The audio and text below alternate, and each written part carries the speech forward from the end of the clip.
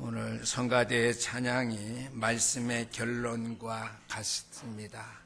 우리의 인생은 오직 하나님의 영광만을 위해서 창조되었기 때문에 하나님의 영광을 위해서 어떻게 살아가야 될 것인지 우리가 말씀에 늘 은혜를 받아야 된다고 하는 것이죠. 늘 말씀에 살아 역사하심이 내 안에 있어져야 된다고 하는 것을 오늘 예수님께서 제자들에게 또 많은 회중들에게 무리들에게 전해준 그 말씀을 통해서 우리가 언약으로 붙잡을 말씀을 확실히 붙잡게 되기를 주 이름으로 축원합니다. 오늘 본문 말씀에서 예수님께서 말씀을 듣는 많은 사람들이 나왔는데 무리가 나왔다고 그랬습니다. 큰 무리가 예수께 모여들거늘 그랬거든요. 말씀을 듣기를 원하는 많은 무리들에게, 즉 회중들에게, 믿음의 백성들에게 말씀을 듣는 자세와 태도의 중요성을 말씀해 주셨습니다. 더 쉽게 말씀드린다면 하나님의 나라를 바라보는 하나님의 백성들에게 구절에 있는 말씀, 귀 있는 자는 들으라 그랬습니다. 귀 있는 자는 교회들에게 하신 말씀, 저와 여러분들이 교회예요. 우리가 모여있는 이 자리가 바로 교회지요. 귀 있는 자는 들으라고 말씀으로 가르치고 계심을 우리가 말씀을 통해서 알 수 있고요, 볼 수 있게 되겠습니다. 귀 있는 자는 들을지어다 그랬는데 저와 여러분 다 귀를 가졌어요. 내가 귀를 가졌다고 하는 것은 하나님이 주신 선물입니다. 그러나 우리에게 주신 이 선물 귀를 통해서 하나님의 말씀을 들어야 되는 것은 나의 책임이에요. 내가 하나님의 말씀을 들어야 된다고 하는 것이죠. 귀를 우리에게 창조의 선물로 주셨기 때문에 말씀도 그냥 듣기만 하면 된다, 들려지기만 하면 된다, 그렇게 생각해서는 안 된다고 하는 것이죠. 말씀을 들을 때 살아있는 하나님의 말씀의 음성으로 듣는 것은 나의 책임, 저와 여러분들의 책임과 임무라고 하는 말씀이지요. 그러므로 우리가 오늘 주신 말씀을 통해서 어떻게 우리가 말씀을 들을 것인가 하는 것이 오늘 우리에게 선포되어져 있는 말씀 속에 있는 교훈의 바로 핵심인 것입니다. 말씀의 중요성은 오늘날도 교회 안에 하나님의 말씀을 듣고 있는 모든 백성들에게 다 알려주고 있는 바인데요. 교회 안에 말씀을 듣는 주의 백성들 가운데서도 네 종류의 반응을 보이는 전형적인 교회 성도들의 모습이 있다라고 하는 것, 전형적인 모습으로 그들이 존재하고 있다고 하는 사실을 주님께서 우리에게 말씀해 주는 거예요. 그냥 비우니까 그냥 알고 있어라, 무책임하게 이렇게 주는 말씀이 아니라 전형적인 성도의 모습으로 오늘도 교회 안팎에 존재하고 있다는 사실을 우리에게 말씀해 주면서 결론의 말씀은 귀 있는 자는 어떻게 하라고요? 들으라 하시니라, 이렇게 말씀해 주셨습니다. 오늘 마태복음 13장 1절에서 2절까지 말씀해 보니까 예수님께서 집에서 나가사 바닷가에 앉으심에 그랬습니다. 배후에 앉았는지 해변가에 앉았는지 모르겠지만은 말씀대로 하면은 바닷가에 앉으심에 그랬으면은 해변가에 이렇게 앉으셨다 이렇게 볼 수 있어요. 근데 큰 무리가 예수님께로 모여들거늘 예수님께서 배에 올라가 앉으시고 그랬습니다. 많은 사람이 몰려오니까 말씀을 전하기 위해서 해변가에 앉아서 많은 무리들을 보면서 말씀을 전할 수가 없었거든요. 그래서 배에 올라가 앉으시니까 모인 백성들하고 거리 상거가 이렇게 멀어지게 되었겠지요. 그러면서 많은 무리는 해변에 모여 있고 무리의 배는 또 있는데 배 위에서 주님께서 말씀하셨다라고 하는 내용이 되겠습니다. 주님께서 말씀하신 말씀의 내용은 씨 뿌리는 비유인데요. 첫 번째는 주님께서 말씀합니다. 예수님께서 3절 말씀의 비유로 여러 가지를 그들에게 말씀하여 이르되 씨를 뿌리는 자가 뿌리러 나가서, 씨를 뿌리러 어디 나갔죠? 밭으로 나갔다라고 하는 것이죠. 첫 번째 말씀은 그런데 씨 뿌리는 자가 밭에 나가서 씨를 뿌리는데 길가에 씨가 뿌려졌다고 그랬습니다. 오늘 첫 번째는 길가에 뿌려진 씨입니다. 4절 말씀에 물일새 더러는 길가에 떨어짐에 새들이 와서 먹어버렸고 그랬습니다. 길가에 씨를 뿌리려고 뿌린 것이 아니라 씨를 뿌렸는데 떨어진 것이 뒤에요. 길가에 떨어졌다고 하는 것이죠. 그럼 여러분들 이 말씀을 들을 때 아니 농부가 잘 알아서 씨를 뿌리러 밭에 나갔을 텐데 어떻게 씨를 길가에 뿌리노? 중요한 것은 어떻게 길가에 떨어짐이라고 하는 거예요. 길가에 뿌린 게 아니라 씨를 뿌리는데 어디에 떨어졌다고요? 길가에 떨어졌다라고 하는 것이죠. 그런데 길가에 떨어진 씨는 누가 먹었다고요? 새들이 와서 주워 먹었다고 그랬습니다. 팔레스타인 지역은요, 그 당시에 크게 도로가 발달되지 않았어요. 그래서 밭과 밭 사이에 나 있는 작은 통로의 길인데 농부나 동네 마을 사람들이 시골이니까요, 글로 늘상 다니는 길이기 때문에 땅인데 딱딱하게 이렇게 굳어졌어요. 그래서 우리가 차가 다니는 그런 길이 아니라 농촌대 사람들이 많이 시골 사람들이 그 길로 다니기 때문에 딱딱해진 밭 사이의 길, 그 길을 말하는 거예요. 그래서 오늘 첫 번째로 13장 18절에서 19절까지의 말씀인데 18절 말씀입니다. 그런즉 씨 뿌리는 비유를 들으라. 아무나 천국 말씀을 듣고 깨달지 못할 때에 악한 자가 와서 그 마음에 뿌려진 것을 빼앗나니 이는 곧 길가에 뿌려진 씨여 그랬습니다. 4절 말씀에는 길가에 씨가 떨어질 때 새가 와서 먹어버렸다고 그랬는데 다시 한 번 부가해서 주님께서 말씀을 증거해 주는데요. 19절에 설명해 보니까 새들을 뭐라고 비유했느냐. 악한 자가 와서 그 마음에 뿌려진 것을 빼앗나니 이는 곧 길가에 뿌려진 씨. 길가에 뿌려진 씨는 새가 와서 먹어버렸다고 그랬는데 부연적으로 더 추가 설명하는 19절의 말씀에 보면은 새들을 악한 자라고 비유했습니다. 그렇죠? 길가에 뿌리면 새들이 와서 뭐 또 비유로 말씀하는데 새들은 누구냐? 악한 자들이라고 하는 것이죠. 두 번째는 마가복음 4장 15절 말씀입니다. 똑같은 씨 뿌리는 예수님의 비유를 마가복음에는 어떻게 비유하고 있느냐. 4장 15절 말씀을 들었을 때에 사단이 즉시 와서 저에게 뿌리는 말씀을 빼앗는 것이요 그랬습니다. 여기에서는 새들을 또는 악한 자들을 어떻게 해요? 사단이라고 이렇게 말하고 있어요. 하나님의 말씀을 우리가 받았을 때에 길가에 떨어진 씨와 같이 우리의 마음밭에 떨어진다면은요, 사단, 악한 자들이 와서 먹어버리고 만다라고 하는 것이죠. 그러면 씨가 무엇인데 새가 먹고 악한 자가 가져가고 사단이 와서 빼앗아가느냐 하는 것이죠. 누가복음 8장 15절 말씀에 보니까 빼앗아가는 이유지요. 하나님의 말씀은 그들이 받을 때에 믿어서 구원을 얻어 하나님의 영광을 찬양하며 하나님의 영광을 노래하기 때문에 그들이 믿어서 구원을 얻지 못하게 하려고 하나님 앞에 영광 누리게 하지 못하도록 새가 먹어버린다고 하는 것은 왜요? 악한 자가 말씀을 빼앗아간다고 이렇게 표현했고요.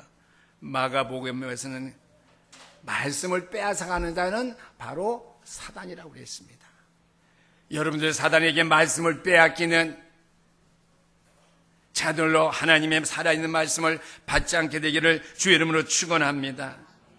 왜요? 그 이유는 누가복음 8장 12절 말씀. 그들이 믿어 구원을 얻지 못하게 하기 위해서 구원받은 저와 여러분들에게는 어떻게 말씀의 능력을 힘입어서 하나님의 영광됨에 참여할 수 없도록 하나님의 영광됨을 선포하지 못하도록 사단은 말씀 받는 일을 방해하고요. 또한 말씀을 흐지부지하게 받게 만들고요. 또한 말씀을 빼앗아간다라고 하는 말씀이죠. 그래서 귀 있는 자는 들으라고 하는 것이죠. 뭘 듣죠? 사탄이 뺏어간다. 그 말씀이죠. 하나님의 말씀을 듣고도 깨닫지 못할 때에는 아멘하지 못할 때예요. 여러분 아멘하지 마세요. 아니죠. 아멘은 해야 되죠. 아멘 안 할 때부터 즉시 어떻게 해요? 사단이 와서 말씀을 빼앗아가도록 여러분의 삶을 통해서 여러 가지 궁리하면서 틈을 내서 여러분들에게 말씀을 흐지부지하게 알게 만들고 말씀을 빼앗아가도록 최선을 다한다고 하는 것이죠. 그래서 사탄은 어떻게 하냐고 했는데요? 즉시 결박. 즉시 결박. 즉시 결박하면 어떻게 해요? 말씀 들을 때마다 정신 바짝 차리고 아멘 아멘 하시게 됩니다. 아멘 하면 해보시겠어요? 시작. 아멘. 말씀 들을 때마다 정신 바짝 차리고 말씀이 금방 마음에 와서 안 돼도 아멘, 아멘 하셔야 돼요. 그때 사단은 놀라서 도망가요. 사단의 세력은 즉시 결박하는 길밖에 없어요. 뭘 목사님은 늘 말씀을 결박하라느냐. 말씀을 듣다 보면 어떻게 하는 게 사탄 결박인지 알게 돼요. 오늘은 어떻게 하는 것이 사탄 결박이라고 했어요? 말씀을 들을 때에 옥토밭이 될 수 있도록 아멘 아멘 하는 것. 정신 바짝 차리고 주여 주여 하는 것. 아, 그렇구나. 주여. 주님 깨닫게 하시니 감사합니다. 맞습니다. 아멘. 아멘 해야 된다라고 하는 것이죠. 이렇게 깨닫지 못할 때에는 아멘하지 못할 때에 길가에 부러진 씨와 같아서 악한 자와가 사단이 빼앗아가 버리고 말씀과 나와 아무 상관없도록 말씀의 능력이 나에게 임하지 못하도록 말씀에 살아 역사하심이 나와 상관하지 못하도록 만든다라고 하는 것이죠. 그 지난주에도 우리 여전도 회장님이 이렇게 포럼하는 가운데 말했어요. 철로 역정을 봤다고 그랬는데 철로 역정을 반드시 영화를 보시든지 책을 보시든지 보셔요. 사실상 다른 책 영화는 많이 보시면서 그걸 안 보면 안 되겠죠. 존 보년이라는 사람이 어떠한 사람이냐. 그는 교회에 열심히 출석하는 사람이었어요. 뭐 믿음의 사람이었는지 모르겠는데 그러나 어떻게 해요? 하나님을 아직 만나지 못한 구원의 확신이 없는 하나님과 나와의 어떤 관계가 있는지 그것을 알지 못하는 종교생활 수준의 사람이 존 보년이었습니다. 쉽게 말하면 구원의 확신 없이 교회만 출석하는 그러한 교인이었단 말입니다. 그러나 그는 어느 날 자기의 신앙생활하는 과정을 돌아보면서 생각하게 되었어요. 나는 오랫동안 교회에 출석했는데 나는 익숙하게 신앙생활, 종교생활은 잘하고 있는데 나는 목사님의 수많은 설교를 수없이 들어왔는데 왜 나는 하나님과 아무 관계가 없을까? 그 말은 내가 왜 하나님에 대한 확신, 구원에 대한 확신이 없는 것일까? 내가 왜 하나님을 알아가지 못하고 하나님과 나와의 관계를 내가 이해하지 못한 상태로 내가 교회 이 자리에 내가 앉아만 있는 것일까? 쉽게 말하면 교회만 내가 왔다 갔다 하는 것일까? 이렇게 생각하는 가운데 그가 하나님의 말씀을 보게 되었는데 마치 마태복음 13장에 있는 말씀을 보게 되었다고 하는 것이죠. 마태복음 13장 말씀을 읽다가 내가 교회에 수없이 뭉텅이 닳도록 왔다 갔다 했고 내가 종교생활 열심히 하고 말씀을 수없이 들고 수없이 내가 경건하게 살려고 했지만 내 마음속에 떨어지는 생명의 말씀의 씨를 빼앗아가는 자가 있었구나. 길가에 떨어진 씨와 같아서 새가 먹어버렸는데 이 새가 바로 악한 자 사탄이었구나 라는 사실에 존본이라는 사람이 놀랐다고 하는 것이죠. 사단에게 속고 있다는 사실에 놀라서 그때부터 그가 어떻게 해요? 오늘 9절 말씀대로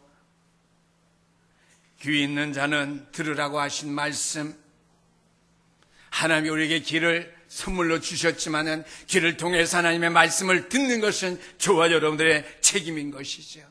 하나님의 말씀을 하나님의 말씀 되게 하는 것은 여러분들이 임무라고 하는 말씀이죠. 그래서 9절 말씀대로 존본은 설교를 듣는 귀 있는 자는 들을지어다는 자세가 달라져야 되겠구나. 그로부터 말씀을 대하는 자세가 달라진 존 본연이 하나님의 은혜에 크게 감동함을 받아서 어떻게요? 존 본연이 철로 욕정한 책을 짓게 되었는데요, 영화로 나왔죠. 수세기 동안 그리스도 안에 있는 모든 크리스찬들에게 수많은 감동을 남기는 그 책을 저술할 수 있었다라고 하는 것이죠. 두 번째로 돌밭에 뿌려진 씨입니다. 5절에서 6절까지 말씀인데 돌밭에 씨를 뿌리지 아니하지요. 돌밭에 떨어졌다고 하는 거예요. 그것도 마찬가지죠. 쭉 거기 읽으시길 바랍니다. 5절 6절 말씀에 더러는 흙이 얇은 돌밭에 떨어짐에 흙이 깊지 아니하므로 곧 싹이 나오나 해가 돋은 위에 타서 뿌리가 없어짐으로 말랐고 그랬습니다. 말씀을 즉시 기쁨으로 받되 마음의 밭이 흙에 넓고 마음밭이 돌밭과 같으니까, 돌짝밭과 같으니까 어떻게 뿌리를 내릴 겨를이 없이 흙에 옥토가 부족하니까 마음이 돌짝밭과 같으니까 어떻게 해요? 뿌리를 내리지 못하고 해가 돋은 위에 타서 뿌리가 없으므로 말랐고 그랬습니다. 그 말씀을 오늘 동일하게 부가적으로 마태복음 13장 20절에서 21절의 말씀을 어떻게 설명해 주죠? 돌밭에 뿌려졌다는 것은 말씀을 듣고 즉시 기쁨으로 받되 그 속에 뿌리가 없어 잠시 견디다가 말씀으로 말미암아 환난이나 박해가 일어날 때에 곧 넘어지는 자요 그랬습니다.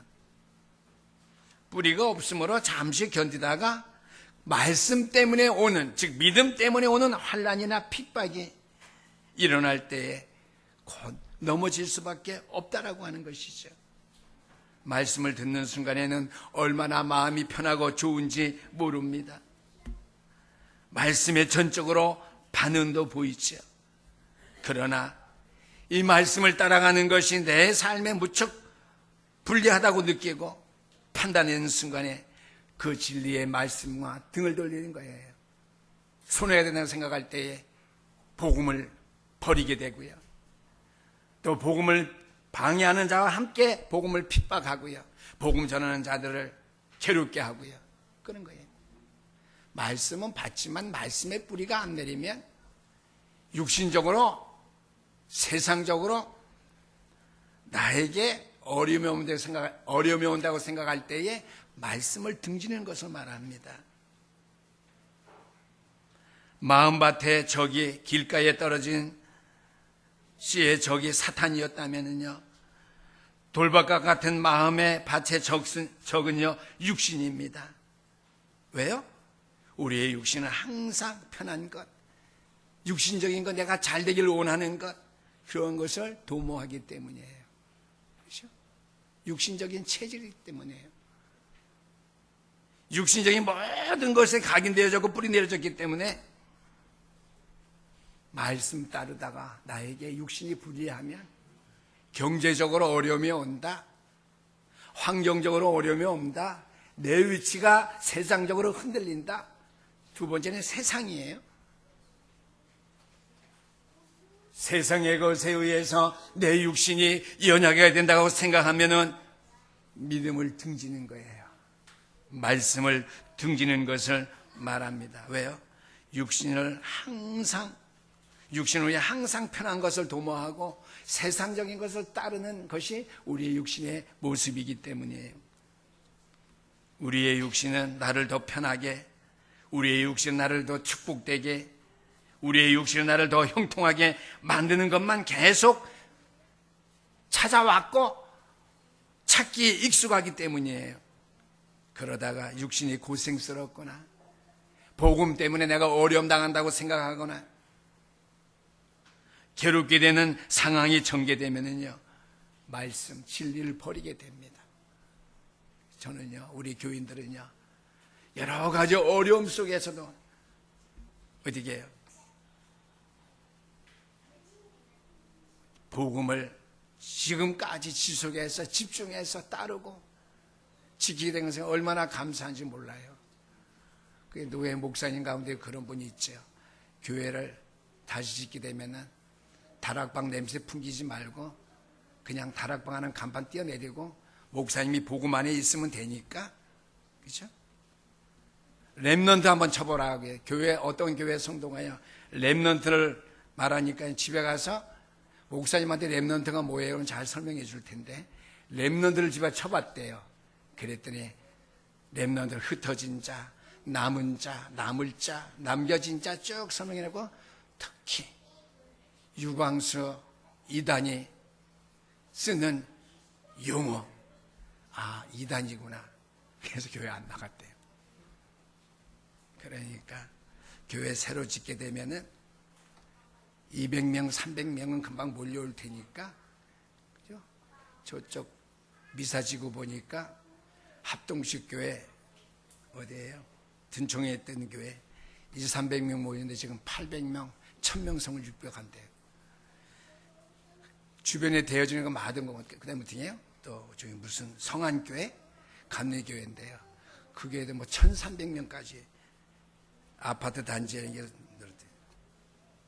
그래서 사람의 눈에 보이는 교회로 세워지기 위해서 내 육신의 조금 편안함과 이익을 위해서 목회하는 것, 환난 핍박 닥칠 때에 오늘 두 번째 대지죠. 돌밭에 뿌려진 씨와 같이 복음의 뿌리 내려지지 못한 성도들은 세상 환난과 핍박 때에 뿔뿔이 다 흩어지고 만다고 하는 것이에요. 전 등을 돌린다고 제가 말하고 싶지 않고요. 뿔뿔이 다 흩어진다고 하는 것이죠. 내가 어디 있든지 내가 하나님만 알면 되지, 믿으면 되지 하고 뿔뿔이 흩어지고 진리를 외면하고 진리를 떠나게 된다라고 하는 말씀이죠. 그래서 어떻게 해요? 몇몇 권사님하고도 그런 얘기 했어요. 아이, 목사님, 웃기는 말씀하지 마세요. 뭐 그런 식으로. 그러니까 저는 감사하죠. 그래도 우리가 앞으로 쭉 사모늘과 구원의 길을 통해서 복음에 집중하고 뿌려내진 저와 여러분을 통해서 어떻게 해요? 이 땅에 아직 99%의 많은 영혼들이 하나님을 알지 못하고 방황하고 있는데 그런 생명들 살리면 돼요. 이사온 아파트의 교인들을 가지고 내 교회를 100명, 200명 채워나가면 어떻게 해요? 앞으로 여러 가지 이 땅의 문제, 교회 문제가 올 때에 어떻게 해요? 자중질환이 일어나요. 왜? 복음으로 하나가 된 교회가 아니기 때문에. 세상의 종교적인 생활 모습대로 살아온 인간의 모습 때문에 교회가 분리되고 분란이 일어날 수밖에 없죠. 우리는 100명이 모이든 300명이 모이든 500명이 모이든 되게 해요. 300지교회 30명 영접운동을 통해서 든든히 세워진 교회, 어떤 환난과 핍박이 와도 초대교회와 같이 이 복음을 지키고 끝까지 이 복음을 위해 생명을 바칠 수 있는 초대교회와 같이 세워진 하나님이 가장 원하시는 교회로 이 신영교회가 세워져야 되기 때문에요. 저도 그런 필요를 느끼지 않습니다. 50명이 되든 100명이 되든 150명이 되든 200명이 되든 우리 어떻게 해요? 우리의 입술을 통해서 하나님을 알지 못하고 이 땅에 죽어가는 많은 영혼들이 있으니까 그들이 우리의 교회, 그들을 살리는 것이 우리의 교회의 목표예요. 저와 여러분들이 해야 될 일입니다. 이유가 있어요. 왜요? 그것을 통해서 하나님 크게 영광 돌릴 수 있죠. 기존 교회를 통해서 100명, 200명 채우는 것이 교회 숫자는 많은지 모르겠지만 그게 하나님 앞에 영광일까요? 여러분들의 입술을 통해서 한두 명 또는 50명, 30명 영접되어서 교회에 하나님의 백성들, 생명과 지자들이 살아나는 것이 하나님 앞에 영광 돌리는 것이 길일까요? 저는 후자기를 생각해요. 1명이 되든지 10명이 되든지 20명이 되든지 30명이 되든지 이 땅에 사단에게 붙잡혀 있는 많은 영혼들이 하나님 앞에 돌아와서 어떻게 해요? 예배하는 것이 하나님 앞에 최고의 영광이라고 생각해요. 그렇죠? 이사 와서 아파트의 사람들이 가까운 교회 지어오는 큰 교회, 새 교회에 와서 예배드리고 하는 것. 쉽게 말하면 숟가락, 젓가락 옮기는 것뿐이에요.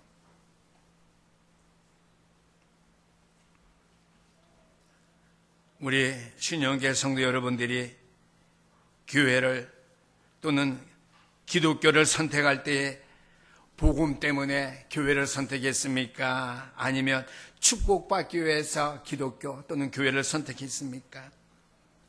두 번째입니다. 디모데후서 3장 12절 말씀해 보니까 무릇 그리스도 예수 안에서 경건하게 살고자 하는 자는 핍박을 받으리라.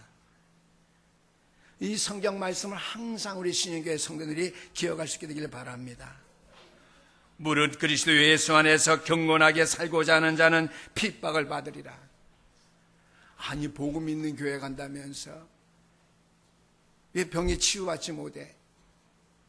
물론 하나님 병 치유해 줄 때가 있겠죠. 그것도 복음 때문에 받는 핍박일 수가 있어요. 우리는 그런 게 절대 신경 쓰면 안 됩니다.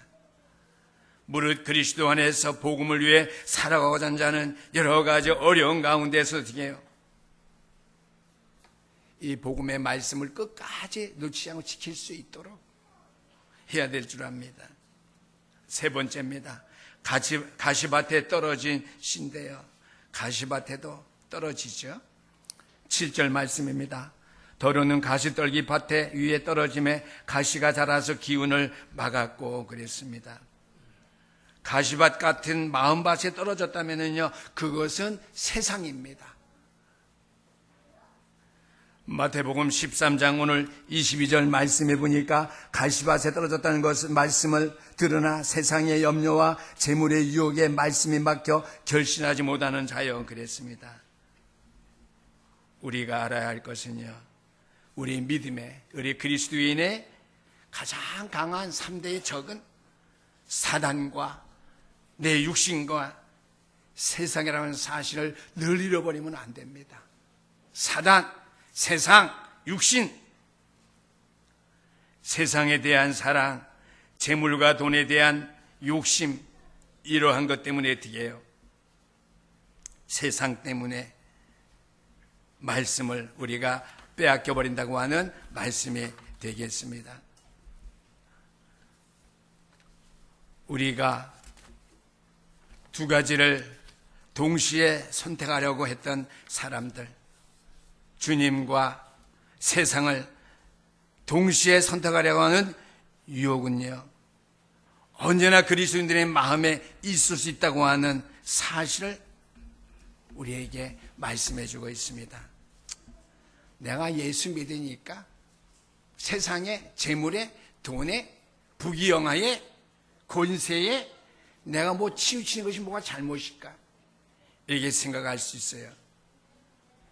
그러나 두 가지를 동시에 선택하려고 했던 사람들, 주님과 세상을 동시에 선택하려고 했던 유혹은 언제나 우리의 마음속에서 전자, 그리스도를 잃어버리게 만들고 뺏어가게 만든다고 하는 것이죠. 처음부터 아니 희미하게 한 다음에 세상 물질이 필요 없다고 하는 뜻 말씀은 아니죠. 우리가 세상을 위해 살고 내가 재물 위해 살되 동기가 중요합니다. 세상, 물질, 부귀영화, 권세, 이걸 내가 왜 가져야 되지? 동기부여가 중요하다는 말씀이죠. 하나님을 사랑하는 동기와 세상이나 물질을 사랑하는 동기가 같을 수 없다라고 하는 말씀이죠. 우리의 동기부여는 오직 하나님 사랑하는 것뿐이에요. 그 일을 위해서 필요한 것뿐이에요. 그 필요한 것을 어떻게 해요? 완전한 동기, 하나님을 사랑하는 것보다 더 추구할 때에 두 가지를 가지는 것이 되겠죠. 사실 두 가지의 관심이 동시에 공존할 수 없습니다.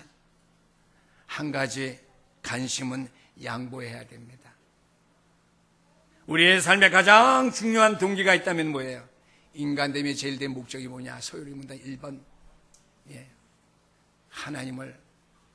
하나님과 함께 영원토록 즐거워하는 거예요. 그죠? 하나님 안에서 그와 함께 영원토록 즐거워하는 거예요. 그에게 오직 영광 돌리는 것이에요. 인간됨의 제일 목적이 무엇이냐? 하나님과 영원토록 즐거워하는 것. 그러면 목사님, 세상이나 재물, 권세 이런 거는 뭡니까? 내가 하나님의 영광을 위해서 이것을 어떻게 사용하디죠? 그겁니다. 그래서 마가복음 6장 24절 말씀인데요. 마가복음 6장 24절 말씀 보니까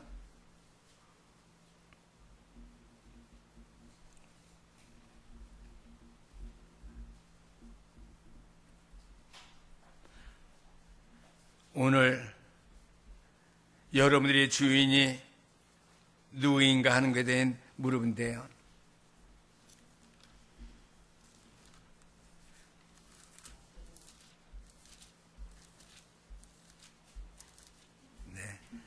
누가복음 6장 24절 말씀입니다.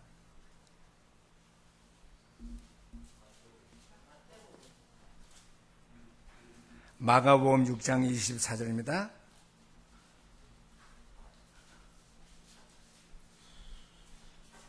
마태복음이네요. 마태복음 6장. 제가 글씨를 잘못 썼습니다. 성경 찾으니까 없네요. 마태복음 6장 24절에 있는 말씀입니다. 한 사람이 두 주인을 섬기지 못할 것이니 혹 이를 미워하고 저를 사랑하거나 혹 이들 중에 여기고 저를 경히 여김이라. 너희가 하나님과 재물을 겸하여 섬기지 못하느니라 그랬습니다. 마태복음 6장 24절 말씀 있죠? 오늘 여러분들의 주인이 누굽니까? 하나님입니까? 재물입니까? 여러분들 교회에 들어오실 때에는 내 인생의 주인은 그리스도인인데요. 교회 문밖을 나서는 순간에부터 세상이나 물질이 내 주인이 되는 경우는 없는지요. 그래서 예수님께서 말씀하십니다. 요한일서 2장 15절에서 17절까지 말씀 보니까요. 이 세상이나 세상에 있는 것들을 사랑하지 말라고 이렇게 말씀해 주고 있습니다. 그러면 그 안에 그리스도의 사랑이 없다고 그랬습니다. 주님보다 말씀보다 다른 데에 관심 갖는 것이 있다면요, 곧 주님을 잃어버리게 된다고 하는 말씀이 되겠죠. 성경에 보니까 데마가 주님을 떠났는데 이유는 저는 세상을 사랑하여 데살로니가로 갔고 그랬습니다. 오늘 우리가 주신 말씀 생각하면서 나의 관심은 과연 어디에 있을까? 늘 말씀 하나님께 그리스도께 내 생각, 내 관심이 있을까? 아니면 생각과 마음은 내가 말씀 그리스도께 있겠지만은 내 삶의 근본 방향은 세상이나 재물이나 권세나 부귀영화에 있지 아니한가? 우리의 자신을 우리가 점검해 봐야 될 줄 압니다. 마지막 네 번째입니다. 좋은 땅에 뿌려졌다라고 하는 말씀이죠.